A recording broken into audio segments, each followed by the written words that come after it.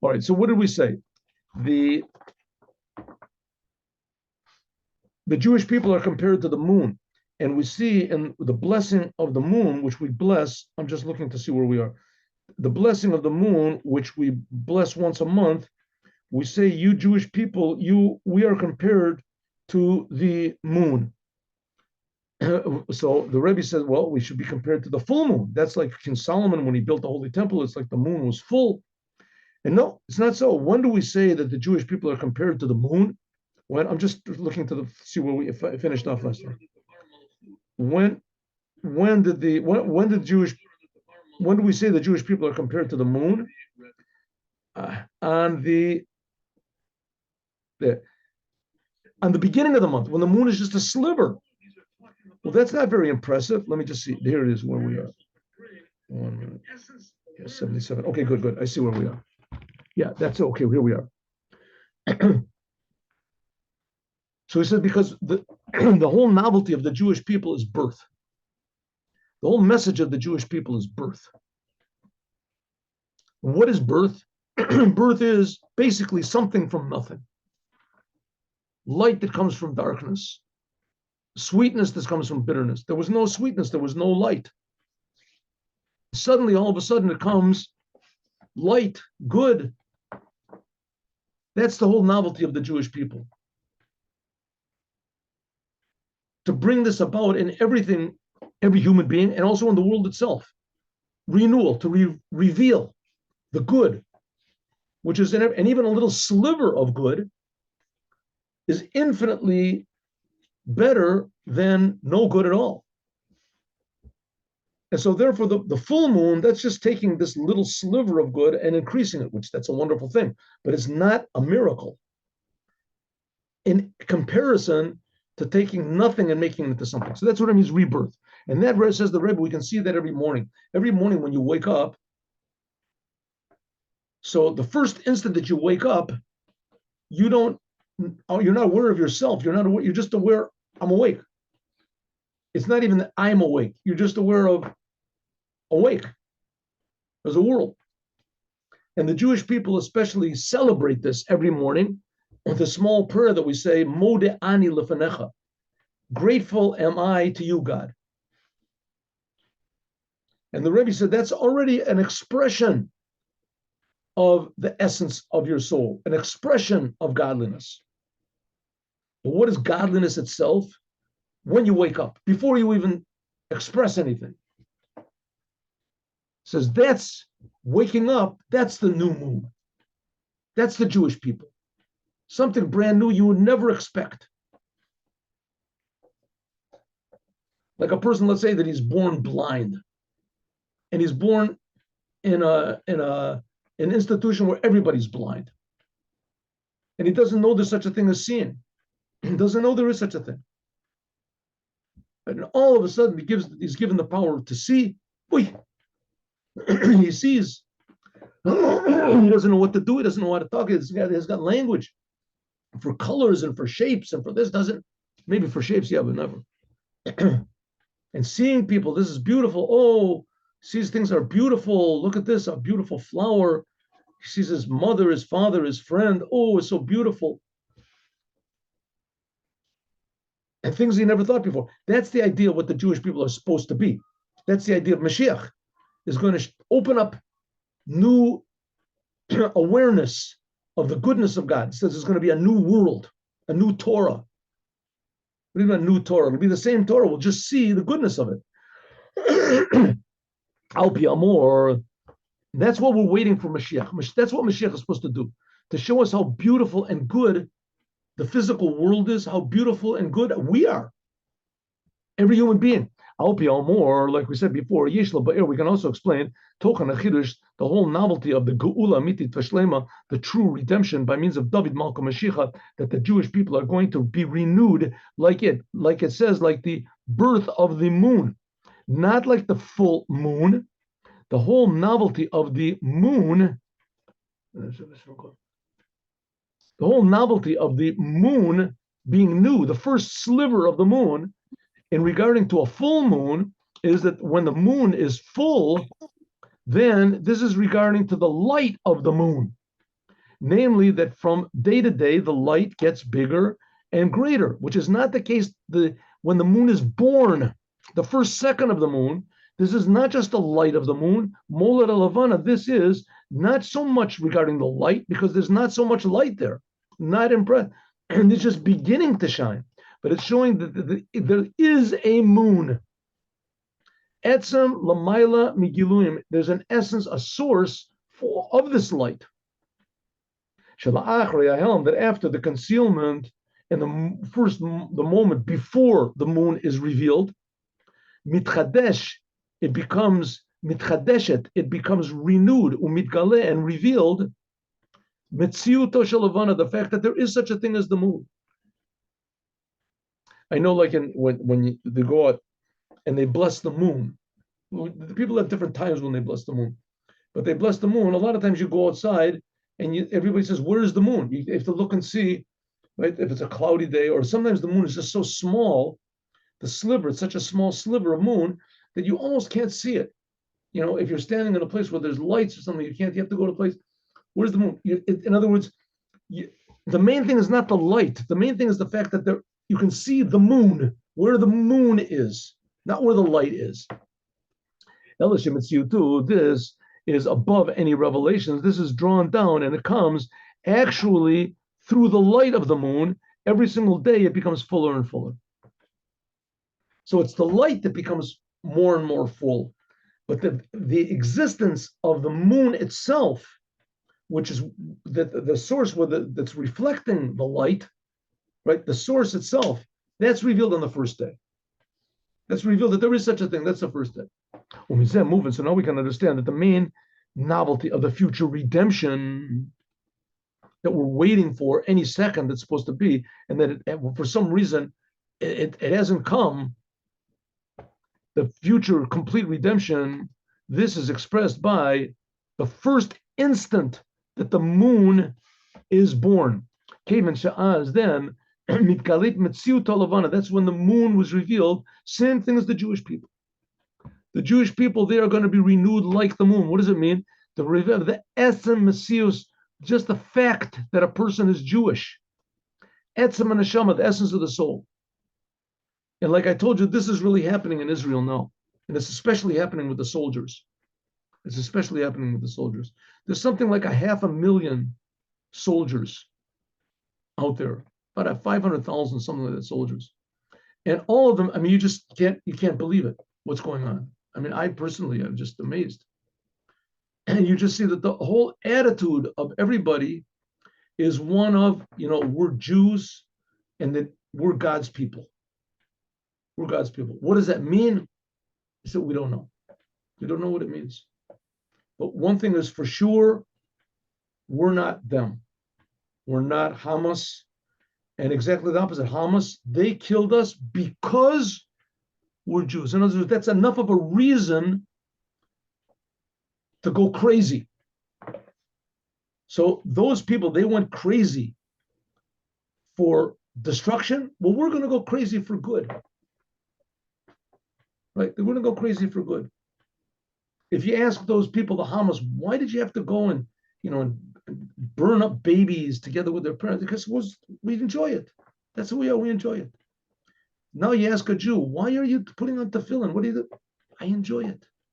I just enjoy it. I just enjoy doing good. I can't explain it.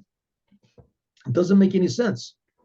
It's not a religious feeling. I realize how bad the world is. I want to be saved, and I want to go to heaven, and I want to get rewards. And no, it just revealed it. It's just good. It's just, that's life. Life is good, and this is just an expression of life. Judaism is a true expression of life. Just like the birth of the moon, there's almost no light there. There's no personality involved. It's just, how do you say, crazy. There it is. What is that big ball floating around up there in heaven for? How does it? I don't know, but that's it, and it makes light. And that's the Jewish people also. What the Jewish people? What are they doing here? I don't know, but we're making light. Here we are. Doesn't make any sense. It says that the Jewish people are going to be renewed like the moon. Hidgalut etzem metziut is a fact of the Jews. Not only that, it becomes revealed. This essence doesn't remain in a high spiritual way only for priests and in the synagogue or only religious people. No, in everything you do in the day. We see these people are the most mundane things you can do.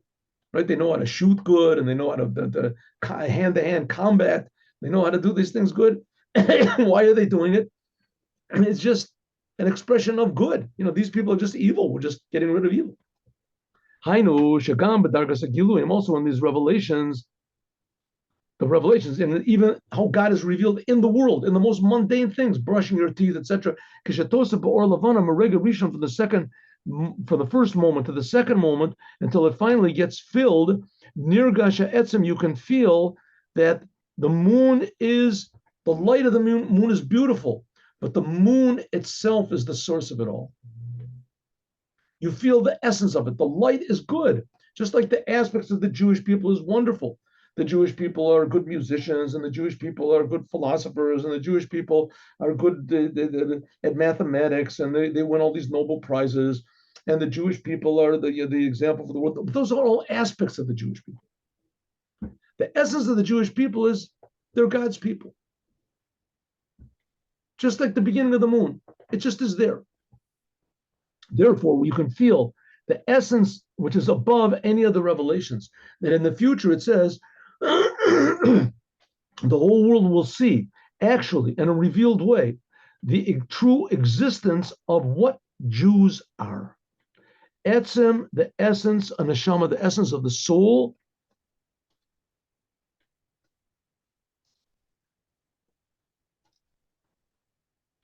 The essence of the soul, which is one with the essence of God. And where does that express itself? In Jewish people. They have legs, they have arms, they have a sense of humor, they make mistakes. They're just like everybody else, right? They have jobs, they have wives, they have children. They're not like spiritual people floating around and saying psalms all day or chants or something like that, living on mountains, right? Just like gliding along, Yisrael, Jews and God are totally one.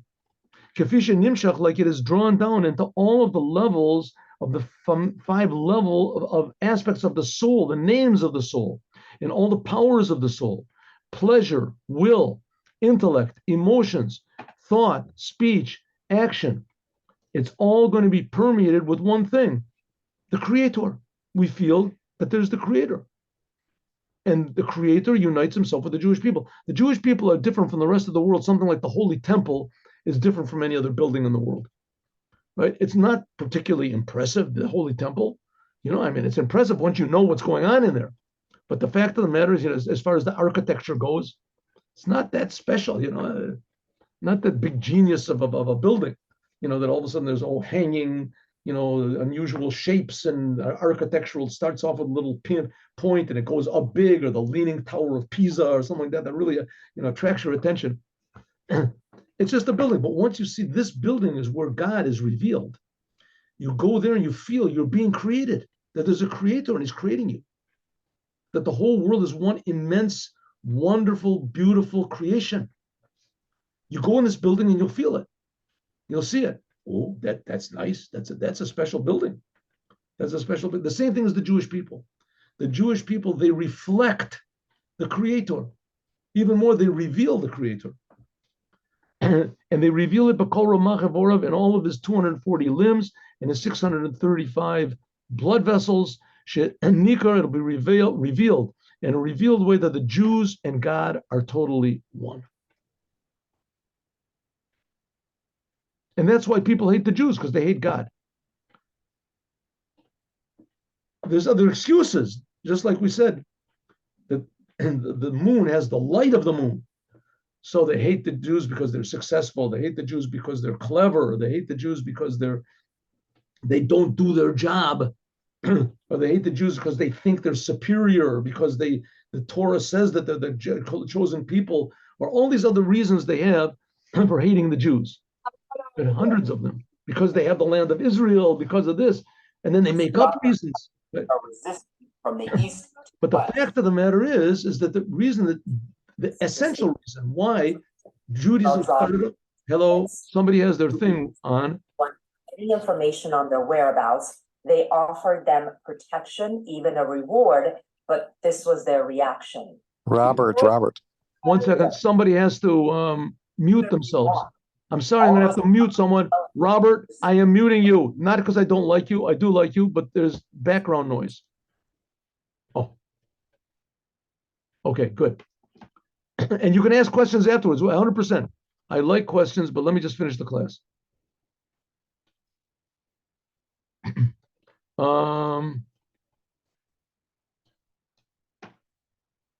I like questions for people who want answers. For people who just like to ask questions, I don't enjoy it so much. Not always do I have the answers, but at least the questions are genuine questions. Okay. Yes, those things we can even add on that this is also stressed in the holidays of the month of Kislev. What's the holidays of Kislev? Chanukah and Yutet Kislev and Yud Kislev. Chanukah, everybody knows what that is. Yutet Kislev, that's the day that the first Rebbe of Chabad was released from prison. He was imprisoned. He was under the threat of death. His enemies wanted to stop his teachings of the ideas of Hasidut, and miraculously he got out. It was Zara's prison. And Yud Kislev, that really happened on the calendar. It's before, but it really happened afterwards to the second Rebbe of Chabad. Happened to the second Rebbe of Chabad, and that was the day that he was released from prison. Haksharim, which are he was put in somewhat similar reasons he was in prison. This is all these holidays, Chanukah and Yutet Kislev and Yud Kislev, are connected to oil, and they're connected to oil. Yeah, the oil.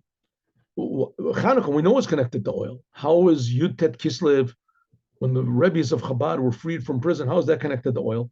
Because it says that the Torah is like water. And sometimes the Torah is compared to wine in the Song of Songs. And sometimes the Torah is compared to oil.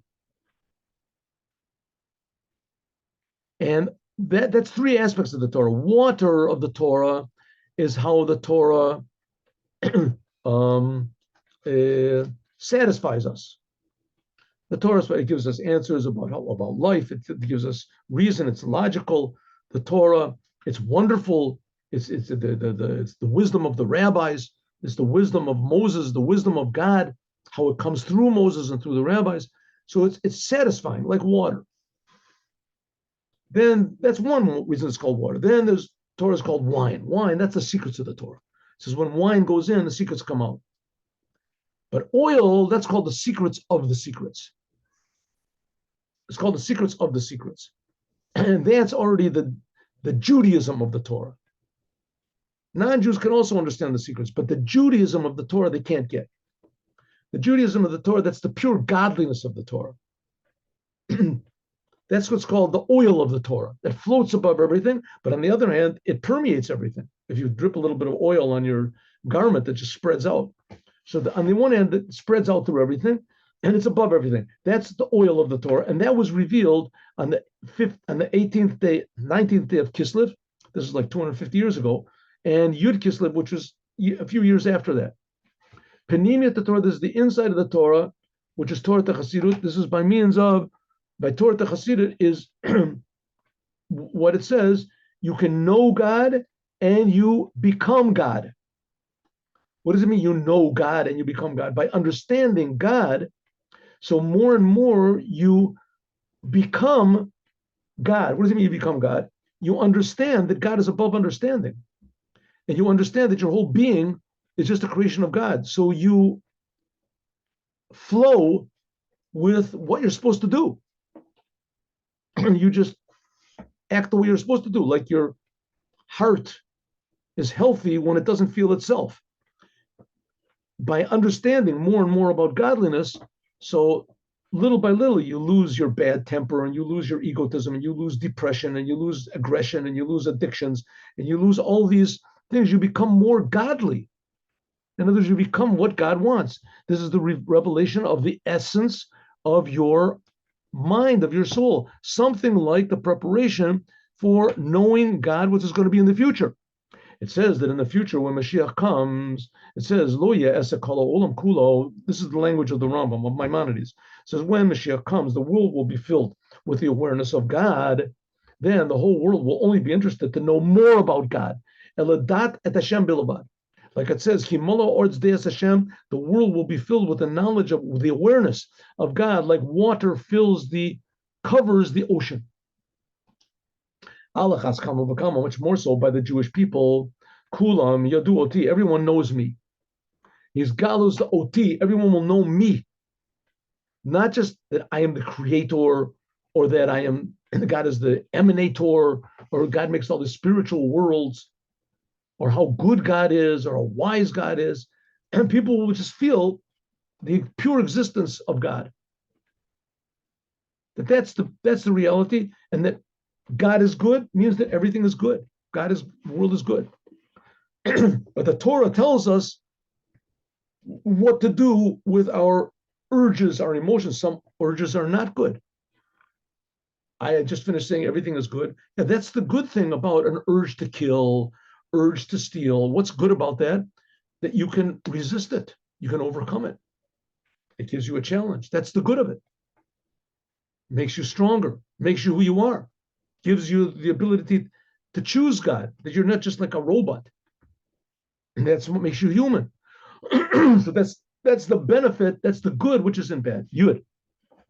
You do according to what's known. Shekol and Yanihim, that everything that's in the future depends on what we do now in the time of exile. This is in the 37th chapter of the Tanya, which you can read it. It's in English. You can look it up in Tanya's. The movement is understood. So everything, all these revelations that's going to be in the future, that are going to be in the future, where we'll feel that God is creating everything. We'll feel that everything has a purpose, and we'll feel that God is creating us, and we feel that we have a purpose, that God is with us, and that we're very important. They're God. We're not here by accident. God is creating us every moment intentionally. Everyone is special. Everyone is unique. All these revelations that we have of feeling the creator and the creation, they depend on what we do now.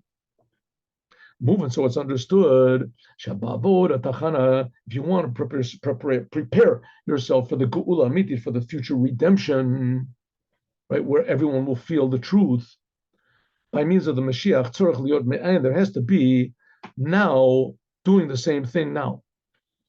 What does it mean? We have to renew ourselves like the moon.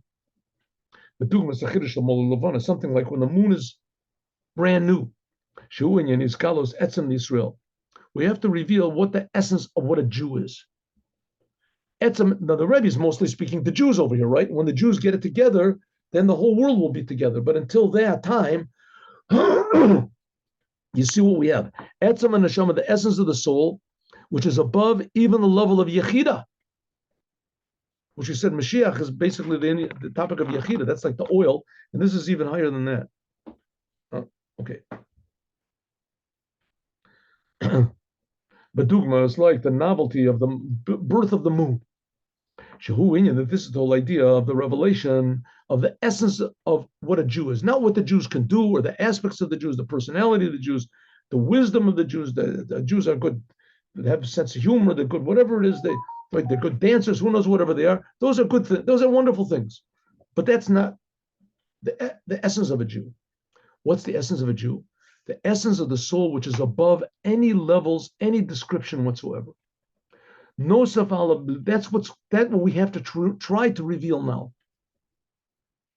In addition to what we said many times, that the future redemption by means of the Mashiach will come by means of this, that every single Jew will reveal the spark of Mashiach which is inside him. That's the level of Yechida. So he said Mashiach, that's the aspect of Yechida of the soul. But there's something that's higher than that, and that is our ability to choose to reveal it. That's the essence of what a Jew is. To choose God, to choose to do what's right. And when we feel what's right and we feel God, so to choose to do more, to choose to go more deep, more genuine, there's no end to it. If we can add on and fix up, the intention is not just the level of yechida. When we say yechida, it's not talking about yechida that's one of the levels of the soul, the 5 levels. But we're talking about the essence of the soul, mamish. That's what we're talking about yechida, the inside of yechida. And for those of you who just came now, there's 5 levels of the soul. Generally speaking, about the Jewish soul, nefesh is the lowest, and that refers more to the body, to a person's body, to action, speech, thought. Ruach, that's the power, the soul behind emotions. Neshama, that's power behind intellect. Chaya, that's the power, the soul power behind willpower, will. And Yechida, that's pleasure. That's pleasure. That's who we are. Pleasure. This is the true idea of what Moshiach is.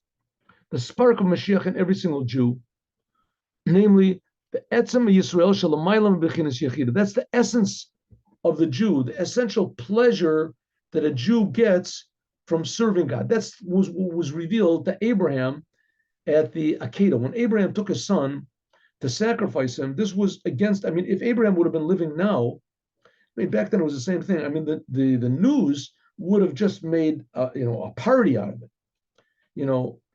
Jew takes son to kill him. The man who claimed to be the beacon of truth and life was found caught in the act, trying to sacrifice his own flesh and blood. Right? It was just the most embarrassing thing in the world. And that's what Judaism is based on. How was it based on this? Because the whole point is that Abraham, he said, I'm a Jew, I'm going to do whatever God says. Even though God says a thing that if you thought about it for 1 second, you'd say, I don't want any part of this. And Abraham should have thought a second. He should have said, hey, I don't want anything to do with this. And for sure, Yitzchak should have stopped. Yitzchak, God didn't tell him anything. But Yitzchak, he was a Jew. And a Jew says, all I want to do is what God wants. I don't care about what the outcome is. The outcome is going to be up to God. Up to me is to do what God wants. That's the inner, deep pleasure identity of a Jew. That's what's called the essence of a Jew. And that's expressed in this level, which is called Yechida.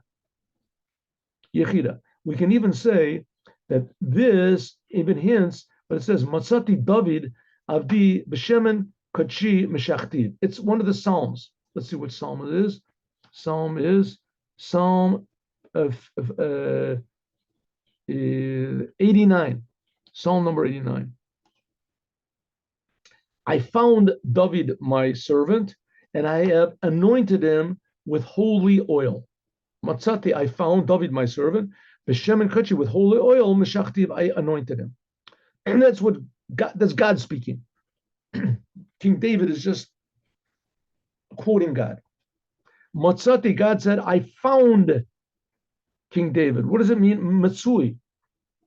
This hints at the essence, Hamatzia, Shuhulamayla Mitor V'Geder. Matsui means that it is, exists. Like he said that before. The Maimonides also says that a Jew, the foundation of Judaism is that we have to believe that God is. Okay, God is doesn't mean that God could not be, but he is. No, God is means that there's no explanation for it. Just existence. And in fact, even more than that, God doesn't really, like we said before, exist in any way we can understand. God creates all existence. But on the other hand, God certainly exists. If he can create everything, it must be that he exists. But it's not any known or describable type of existence. And that's what it means that King David said, that God said about King David, I found him. What does it mean, found? The word matsui means that he exists. Lamayla migeter, above anything that can be described as an existence, a metziut. Rak mipanei, but just because rak mipanei shemuchrachim, we have to use some sort of a word to say that God is. So we say God matsui, he exists. Namely, the same thing with King David. Matzati, God, David just is. This is talking about the essence of the soul of the Moshiach, which is King David is the Moshiach, which is above any sort of description, above even the level of Yechida. Therefore, it is called Matsui. All we can say about it is that it exists. The Jewish people are. Well, after this, I anointed him with oil. This oil, this is the level of Yechida, this the highest level of the soul, which that's the level of the Mashiach. And this permeates everything that there is in the world. What does this got to mean? What does this mean? What is the Rebbe trying to say? A huge tzaddik, a person, the greatest, right? The Lubavitcher Rebbe. That I'm certain the Lubavitcher Rebbe is the Mashiach. He's the example of the Mashiach. But you want to say whatever you want to, whoever the Mashiach is. So let's just take the example of a great person like Lubavitcher Rebbe. He understands the essence of God just like a little baby understands the essence of God. Because it's a thing which is not in the category of understanding. It's just of existence. That's why the whole, that sometimes people write to me about the whole world wasn't ever from the Big Bang and it exists. So I say, okay, good. Let's say it was a Big Bang and all these things, and let's say you can figure out, that everything always existed, right? That was the Greek philosophy. There was no beginning. Everything just always was. Okay, good. But what is existence now? What's keeping everything in existence now? The basic reality. Is there a basis for reality? Reality always was. Good, it always was, but there has to be some basis within which reality is. Isn't there something? So he says that's the idea of what God is. God is above explanation. God is just pure existence. And anything that exists in the world is also not understandable, but it comes from his existence. So that's what we're saying, that God on one hand is the most incomprehensible thing that could possibly, it's a thing you can't even talk about on one hand. On the other hand, it permeates everything. God is creating everything and everything has a purpose. That's the message of the Jews, that everything is important. Shegam lifnei shapol ba'atzmo, that even a Jew, before he brings about the revelation of this Yechida, that he's a Jew and that he's totally united to God, with God, until he is found that he's she'en lo laharher b'divrei Torah u'b'davai b'bechinas Yechida shebetorah penimis haTorah. We're talking about a Jew that it says he's a bad person, an evil person. It says you shouldn't even think about the Torah. You shouldn't have ideas of the Torah in my mind, in your mind, right? Evil people, right? They take every idea in the Torah and they twist it around. Everything, you can't tell them an idea of the Torah, they just twist everything around. But he's a Jew. Nevertheless, despite the fact that he's evil, he's bad, but nevertheless, Yeshno etzem etziyoto, the essence of his soul is that he's a Jew. The idea zu, and this brings about and mevi to all of the things of service of God as they are permeated in a revealed way in the essence of the soul. That is the true idea of the Mashiach. What's Mashiach? That the essence of what the Jewish people are will be revealed. And when the essence of the Jewish people are, it'll be revealed, then it'll be revealed in the whole world. Three basic things. God exists, God cares, and God chose the Jewish people to teach everyone this, the above two. And that's what's really happening now. I mean, in the end, there's all these arguments, like these two kids fighting. He started it. Eventually, somebody in the Jewish people, someone official in the Jewish government, someone has to stand up and say, my friends, God started it. The Jews didn't start it, and the Arabs didn't start it. God started it. God created the world. He gave the world to all these nations, and God is still creating the world. And God told Abraham that the land is his. God. And God cares about the land of Israel. That's our physical, actual, practical claim to the land of Israel, is not that we were here before, or not that we're stronger than everybody else, and not the Balfour Declaration, or that the United Nations agrees that they disagree. It has nothing to do with that at all. Our claim to the land of Israel is that God gave it to us. You don't believe in God? You don't believe in God? That's why God put us here, to make you start believing. Because the fact of the matter is that God gave us the land. That's the fact. And that the Jewish people are God's people. And say, yeah, well, if they're God's people, then why don't you say it? And if it doesn't belong to the Arabs, then why does your government say it does? It's because our government hasn't revealed their Jewishness. They haven't revealed that God really cares about the world, that God is the king of the universe. But once it's revealed that God is king of the universe, then everything is going to change. Where is it going to be revealed? Right now. Right now. You're watching it happen right now. The land of Israel, who owns it?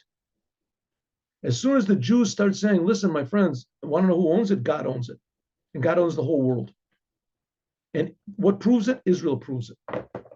And God gave Israel to the Jews. The Jews are special. God exists. The land of Israel is special. It's God's land. That's it. The whole world belongs to God. And you belong to God also. God's creating you. God is good, not like what the Quran says or the Gospels say, that only up in heaven you're going to see it, and you have to kill people in order to reveal it, and you got to get rid of the Jews somehow or other, right? Right? The Arabs want to get rid of us physically. The Christians want to get rid of us spiritually, right? To contaminate everybody's soul, the idolatry. But the fact of the matter is that the physical land is screaming out that God is true, the Jews are true, the Torah is true, and all of your religions are lies. 100% lies, except for that small percentage that you took the Torah, and that you used wrong also. That's what's happening now in front of our own eyes. We're seeing that the Jewish people are expressing the fact that God chose them, and that the land of Israel is given to them, and that God really exists and cares and creates everybody, and that the world is good. Okay, let's now go to the little lecture over there, political lecture. Here, let's have do the Yom Yom. Yom Yom.